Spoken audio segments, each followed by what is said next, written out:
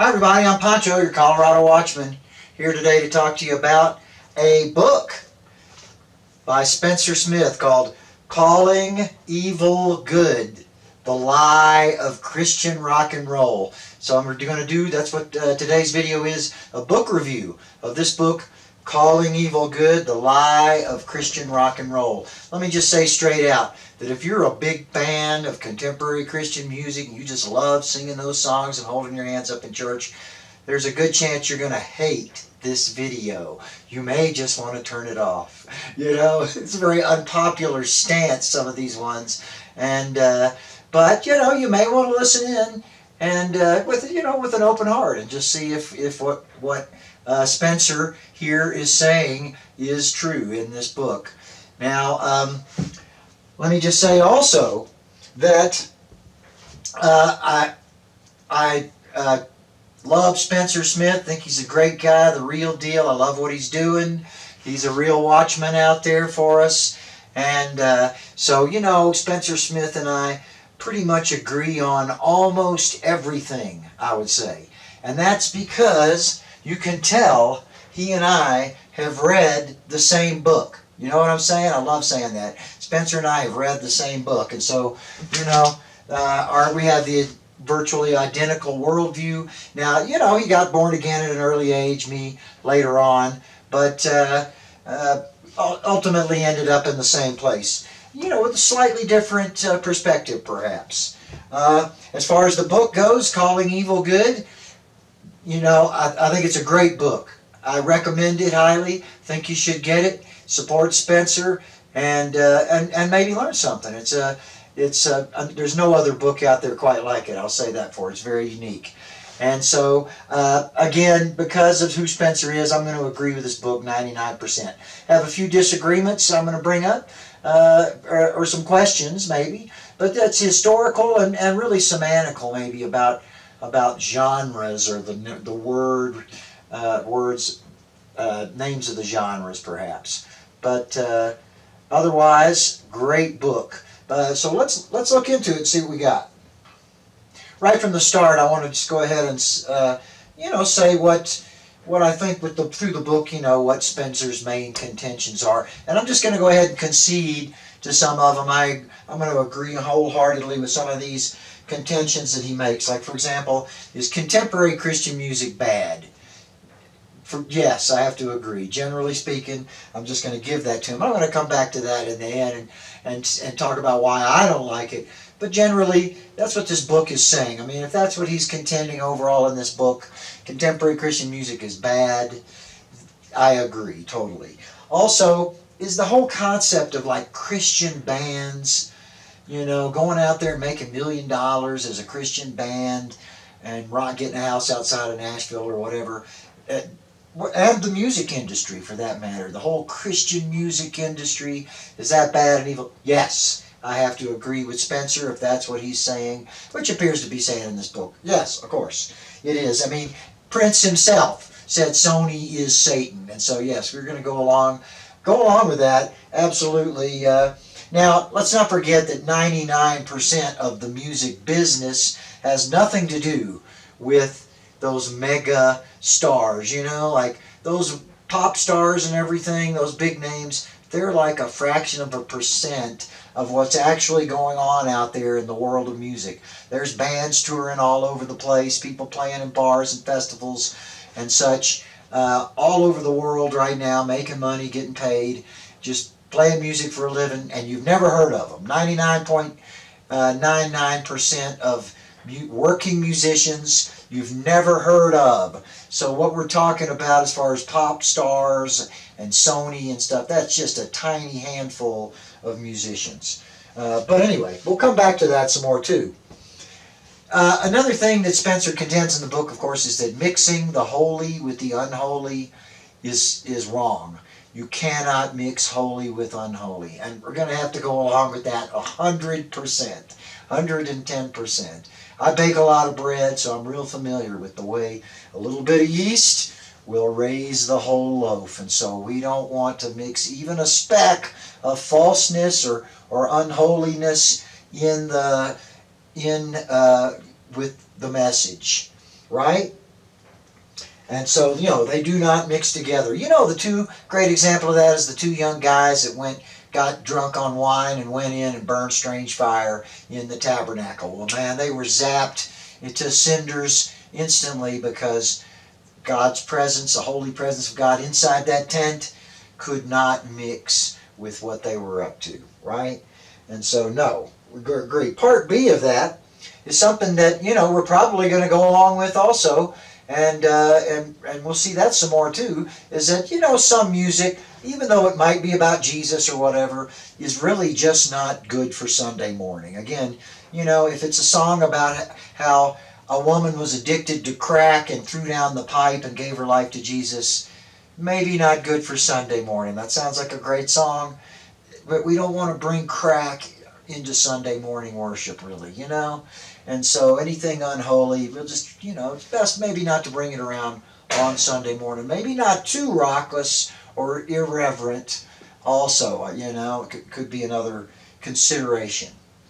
And let me just start with near here, right here at the beginning of the book. He starts quoting this guy. Spencer quotes this guy who's talking about the idea here in the beginning of his book is the idea that, of course, something that I also agree with is that, rock music comes out of the Negro spiritual, comes out of the slave songs, essentially. And so really, now this is something that not only am I familiar with, I've been grappling with this idea of what's the best songs to sing in church or whatever for a long time now. I've always kind of struggled with that and never been quite sure, and I still am not 100% or what have you. But it's something. Not only have I studied that for 10 years, but now for several years I've had a radio show which is kind of a informational show where we explore rock's gospel roots. That's what I call it, exploring rock's gospel roots. And so really, as I've been virtually teaching on public radio now for several years about the evolution of rock and all about gospel and spiritual music and all in between there for several years. So it's something I do have some pretty good insight into. So one of the first parts of the book, Spencer talks about this, and he quotes this picture of African slavery and the African music from a guy called Cliff Odell and his article, African American Religion in Early America. Now it turns out Cliff Odell is like a theater lecturer. He's an academic, kind of a liberal guy, not a great guy to quote. And really this picture he gives of this Christianity being forced on the slaves or whatever, honestly, I think he's, this is a little bit of an odd perspective of what happened. I think it's an inaccurate perspective of what happened back then. And so, the guy himself is, I think he's part of that, critical race. I think he believes in critical race theory, or did, and things like that. And so this is really not I don't think this is an accurate picture of what happened back in the slave days. In fact, speaking of a credible source, here I have a book written in 1867. And so this was written by some people that were there on the plantations in the 1860s. They went down there to study and record the gospel music. And so they tell us, what was going on down there. And it sounds nothing like what this guy Odell describes in Spencer's book. It looks more accurately like what happened was Baptists were there, of all people, right? The Baptists, and they saw these Africans coming in, these people coming, they were the slaves.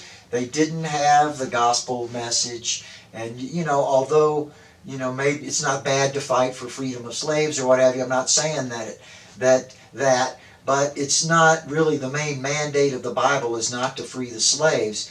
It's to share the gospel message. So I'm sure Baptist people saw those people who had never heard the gospel before and immediately started converting them. I don't think there's any kind of like forced thing there. Imagine these slaves are in an oppressed culture. Christianity always tends to flourish when it's oppressed, for one thing. Also, like a true Christianity. Another thing is that they were already kind of predisposed to believing in the supernatural from their background in Africa, and so for the Bible to come along and sort of give a reasonable explanation to what's going on and all this supernatural stuff, well, I think they were like, oh, okay, yeah, and so I think there was true believers, real churches there on the plantations, and that's really what it sounds like here in the book that he describes. These guys described when they were down there, and this is fascinating and ironic, really, that it's the Baptists. Listen to what he says here.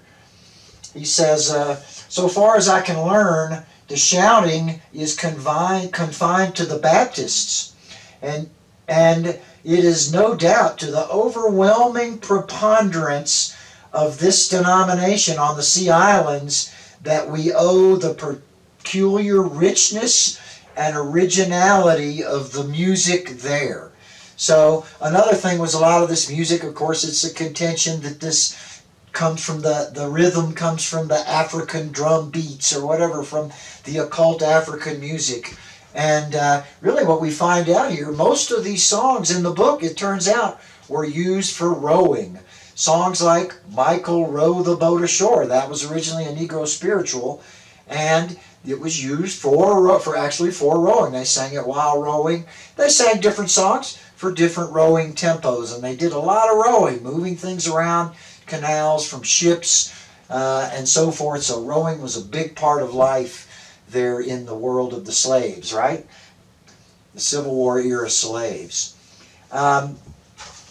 So really, the idea that what we're getting here is the idea is that, in these shouts, now they had, again, we mentioned this, that they had two types of songs that they sang in church on Sunday morning, and then like maybe Wednesday night or whatever, they'd have a shout, and that's when they all got, played and sang more raucous music, and they shuffled around some, is the description he gives in here. They kind of shuffled around. Now, they were not playing jungle drums. That's not what he's describing.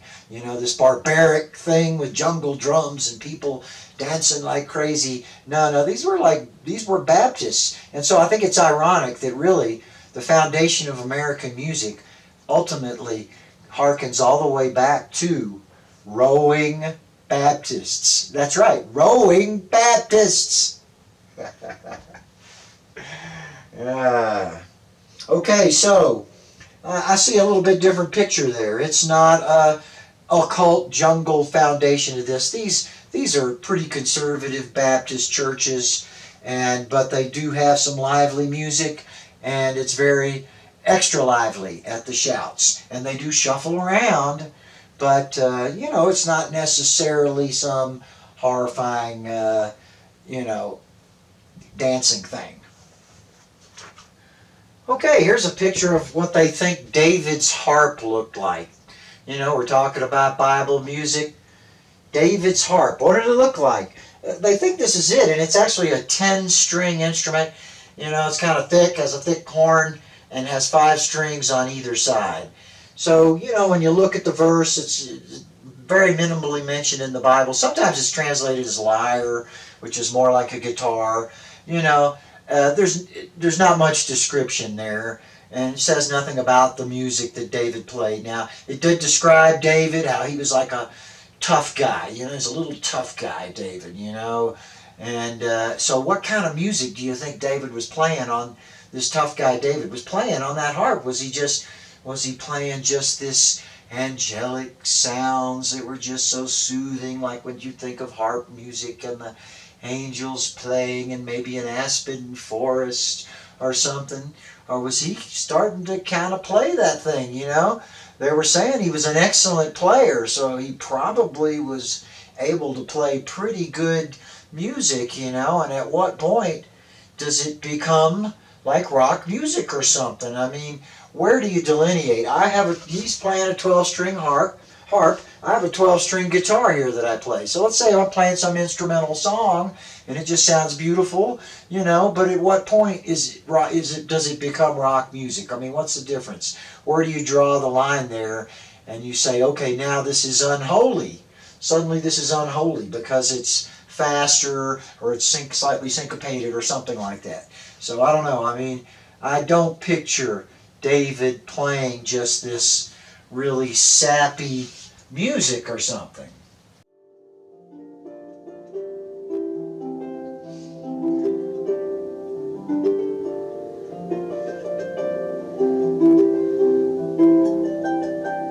Uh-oh, wait a minute. That's starting to sound unholy now. I don't know. Now see, does that cross over? Now with this, like if you were listening to this on a Sunday morning at a church service, before the service or something, would this be bringing something unholy into the church? What if they never heard it before, had no clue it was Freebird, it was just some harp music?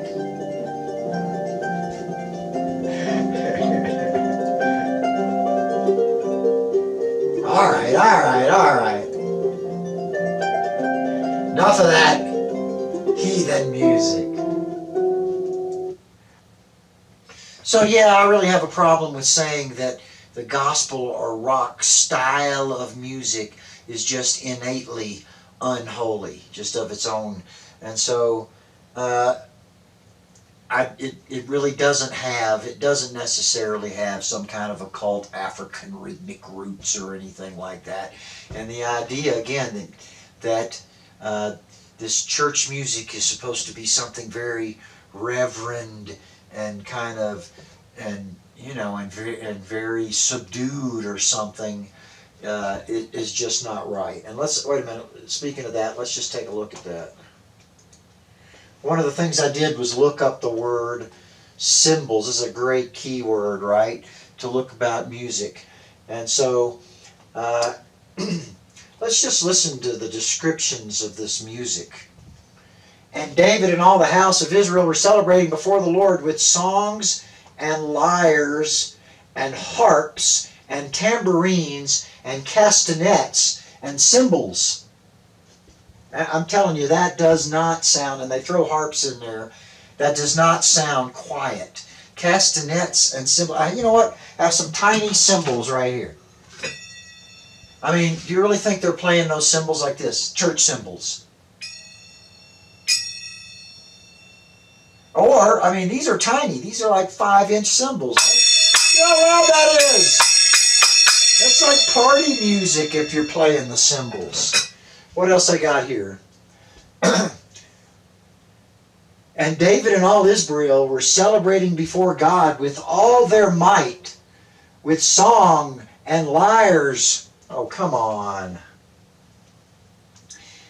And harps and tambourines and cymbals and trumpets. Now you got horns in there, man. Oh, I mean, what's louder than a horn? Horns are loud. I mean, what do you use to signal ships? A foghorn. Horns are loud. So look, again, you know what?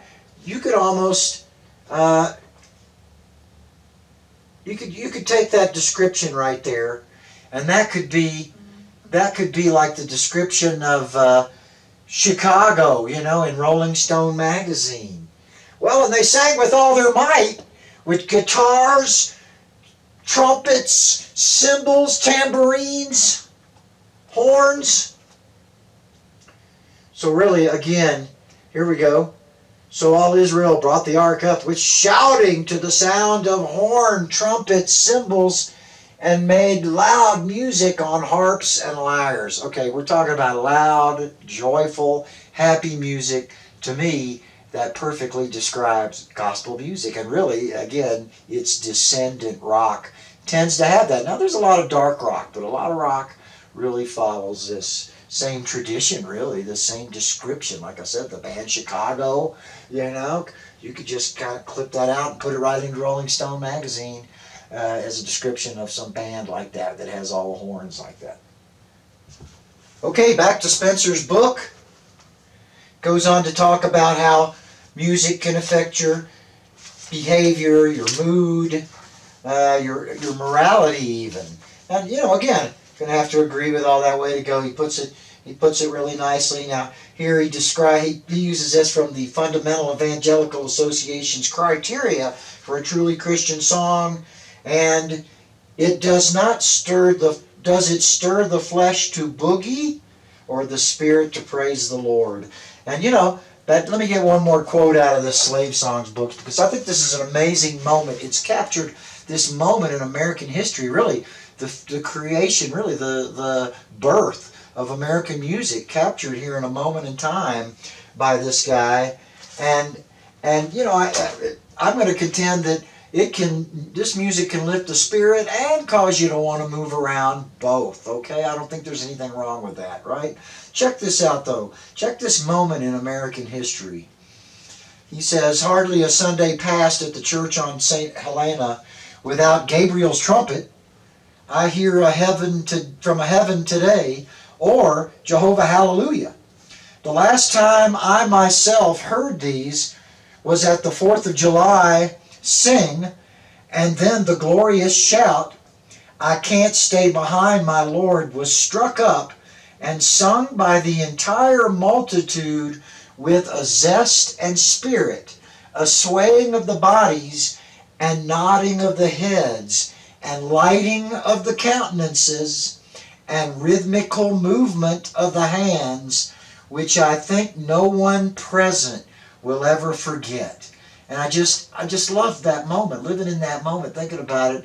You know how you could get swept up in a song like that with everyone else, and that's happened to me before with Onward Christian Soldiers, and so I think it is possible for the music to want you to boogie and in your spirit and body, right? Possibly. Okay, so he goes on through and actually takes a look at whether music is, in itself moral or not. Again, we're touching on that.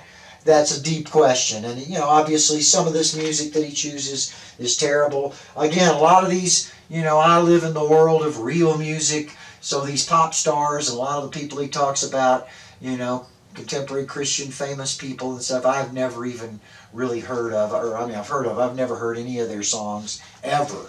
And so that's a different musical world than the mainstream of American music that's going on out there, which is a lot. He looks at some actual songs from rock bands or Christian rock bands. Here's something with which I'm going to agree also. Listen to this statement he makes here, is that the basic truth of this chapter is simply this: the vast majority of Christian rock music is not Christian in doctrine, substance, or musical style. It is simply a misleading marketing tactic used to create another genre of music so the record companies can sell more albums. And again, that's something I'm talking about, is really that he's talking about contemporary Christian music, a different genre really than rock music or gospel music, although he sometimes interchanges those words, and I think that I'm not in agreement with him on that. Let me just talk about my take on contemporary Christian music real quick. If you want Spencer's full opinion on it, you got to get the book. But a lot of it we agree on. Now, my take's a little bit different, because for starters, I just say that it's just terrible music. It's no good. I don't like it. I mean, even as music, I just don't really get it. It's something weird for me. It has like a spooky, weird sound. It's kind of hypnotic or something a little bit, and I really don't like music like that. It's kind of subdued, maybe a little bit dark. It's okay. I like dark music, okay, if it's got a good beat or something, but it really doesn't. And then, I know, as Spencer put it, it has the crystalline singing, but I don't know. It just doesn't do it for me. And again, this is something I've struggled with. At first I thought, well, there's something wrong with me. I hate Christian music. I must not be a real Christian or something. I don't know if you've ever seen this book. This is an awesome book. It's called Why Men Hate Going to Church. Have you ever read that? David Murrow, highly recommended it. Fascinating book. And it used to actually, they changed the cover. It used to say, Why Men Hate Church, with a little caret going to written in. They changed it. This is a newer edition. But anyway, great book. Oh, okay. One of the main reasons men hate going to church, according to Murrow, is the music. The music. And so, again, I was like, is there something wrong with me that I just don't like this Christian music? And, he explains to us here in his book about how really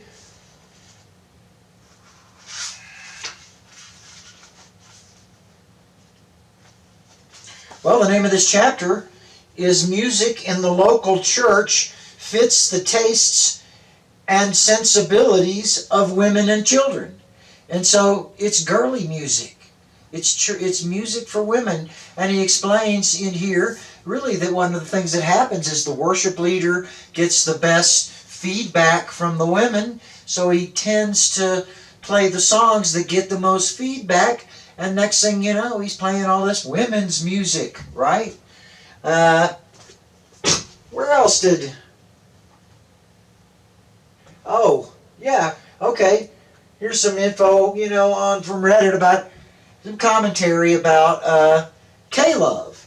And, of course, it turns out that K-Love has has this fictitious woman on their panel, a 39-year-old single mom, and every song has to pass her approval of this. So really the target demographic of K-Love is a 39-year-old single mom. So no wonder I don't like music that is designed for that person. No, not the same.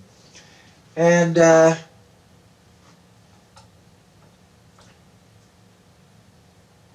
here it says K-Love's target demographic is that of a 30-something soccer mom. Anyway, so again, it's kind of that CCM music. It's kind of girly to me. The singer's voice is always quavering, like he kind of sings like he's gonna break into tears at any moment. And they can even take a joyous song like "Fly Away, Jars of Clay" version. I'll fly away some glad morning. It's supposed to be a glad morning. You're not breaking into tears. Jars of Clay. Come on. Ruin a perfectly good song. Anyway, the fascinating book. And so that's one of the problems. Another one is that it's girly, Remember how Mark Driscoll used to say, church needs men. Church, you don't want to be running men off. Another thing that came to mind, a guy mentioned this to me about Joel Osteen yesterday, but it also applies to the CCM music. He said it's too slick. If it just comes off too produced, too slick. And another friend of mine from Memphis before said, oh yeah, you're listening to radio stations, you're going through the dial, and that contemporary Christian music, you can identify those channels in like 3 notes. You hear that music for like 3 notes and you go Christian channel and change the channel. And so why is it so identifiable, And it's just so overproduced and compressed.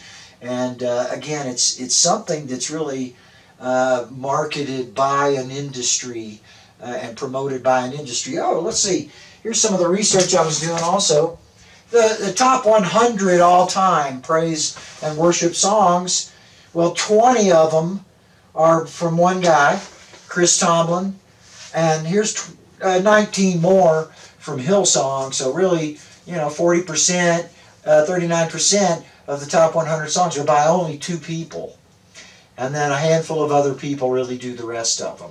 And so it's like with the pop music or something, there's really a handful of people that they promote and push, right?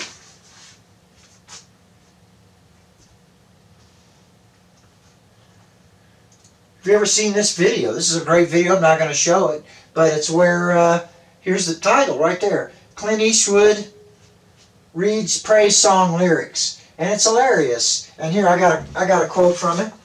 He says, He says it sounds like his 6-year-old granddaughter married a Care Bear and they wrote their own wedding vows. And he's talking about the song Oceans, I think, which also is a cult, in addition to being just sappy like that. And again, this is like, it's for women and children, just from this. This is a hilarious video. Be sure and check it out. Clint Eastwood reads praise songs. One of the guys on the list there, Paul Baloche. How many of the top 100 songs did he do? He did 9 of the top 100 all-time praise. And see here, they're calling him a new beginning for the father of U.S. modern worship.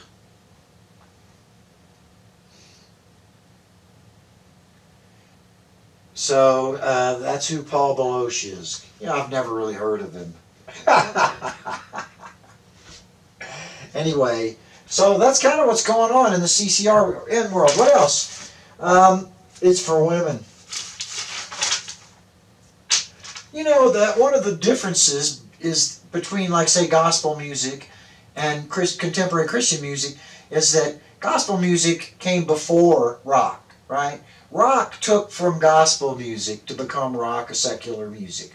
But then contemporary Christian music took from rock, the secular music, and took from it and became its own genre. Okay, another obvious thing that Spencer, of course, agrees with, or would go along with me, we agree on, would be the bad theology in contemporary Christian music. I mean, that's another differentiation in my book between gospel and contemporary Christian music. Gospel music lyrics are typically very biblical and right on with the gospel of Jesus Christ's message. Contemporary Christian musics are not necessarily at all.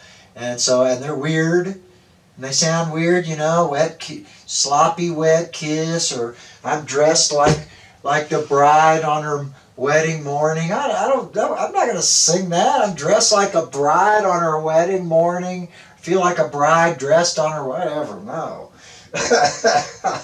But anyway, yes, bad theology. So watch out for that, Also, most of the songs sung in churches now and stuff come from either Bethel music, Hillsong, which has 20 of the top 100 all-time songs, or maybe Elevation Worship. These are terrible false churches.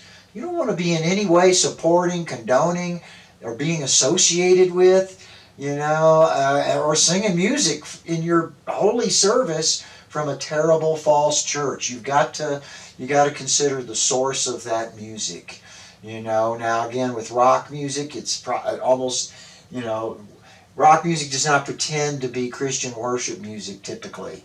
And so, when the Beatles sing a song, then and it's a Follow the Sun or something, well, they don't claim to be Christian. However, these contemporary Christian bands are Christian bands, or these Christian rock bands, as Spencer called them, are Christian bands, but they're not teaching Christian doctrines, right? They got false theology, bad theology. Oh, and they're from false churches. And then, of course, he does mention this too in the book. It talks about this, the lifestyle of the artists. Be sure and, read the Bible for yourself. See what it says. Don't believe me. Find out for yourself so you cannot be deceived. Don't be deceived. It won't be long.